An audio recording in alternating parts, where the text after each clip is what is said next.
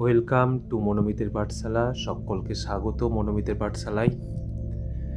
আচ্ছা, আমরা যখন ছোট ছিলাম, মানে ক্লাস 5-এ পড়ি বা 4-এ, তখন যখন দেখতাম যে দাদারা XYZ এগুলো ধরে অঙ্ক করছে, তখন খুব আশ্চর্য লাগতো না?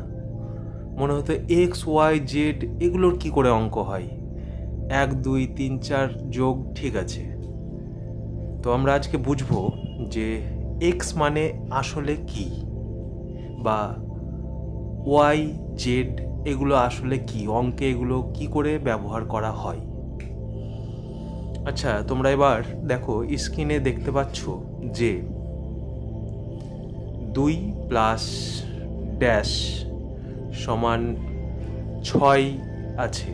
তো তার মানে 2-এর সাথে কত যোগ করলে 6 হবে?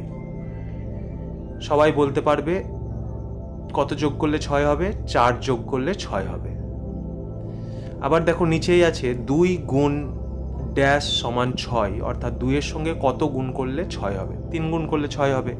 তো এই যে কতর যে অ্যান্সারটা তুমি পেলে, এক জায়গায় পেলে 4, এক জায়গায় পেলে 3, এই কতর অ্যান্সারটা দেখো স্ক্রিনে তোমরা দেখতে পাচ্ছ, আমি জিজ্ঞাসা মার্ক দিয়ে রেখেছি। তো এই জিজ্ঞাসা মার্কটার পরিবর্তেই আমরা কি ব্যবহার করি?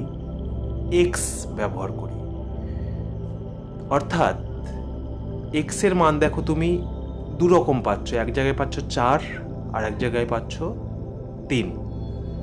তাহলে এই যে জিজ্ঞাসা মার্কের পরিবর্তে যাতে একটু দেখতে ভালো লাগে, সেই জন্য আমরা কি ব্যবহার করি? এক্স। তাহলে বীজগণিতে এক্স জিনিসটা আসলে কি সেটা হয়তো তোমরা এবার অনেকটা বুঝতে পেরেছো। এক্স মানে কিন্তু আর কিছুই নয়, অজানা কোনো জিনিসের মান নির্ণয়ের মান। এক্স মানে হচ্ছে অজানা কোনো একটা জিনিসের মান খুঁজে পাওয়ার একটা পদ্ধতি। অর্থাৎ এক্সও তুমি ওখানে ইউজ করতে পারো, ওয়াইও ইউজ করতে পারো। তো এক্সের মান দেখলে যে এক জায়গায় 4 বেরোলো, এক জায়গায় 3 বেরোলো, অর্থাৎ এক্সের মান কিন্তু বিভিন্ন হতে পারে। ওই জন্য এক্সের মান যেহেতু বিভিন্ন হতে পারে, তাই আমরা এক্স ওয়াই জেড এগুলোকে চল বলি। অর্থাৎ যাদেরই মান আমি বিভিন্ন দেখতে পাবো সেগুলোকে আমরা চল বলবো।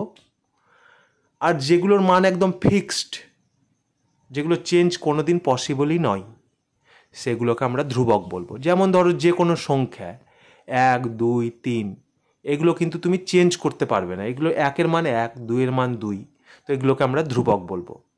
আশা করি তোমরা এবার চল আর ধ্রুবকের মধ্যে ব্যাপারটা বুঝতে পারলে।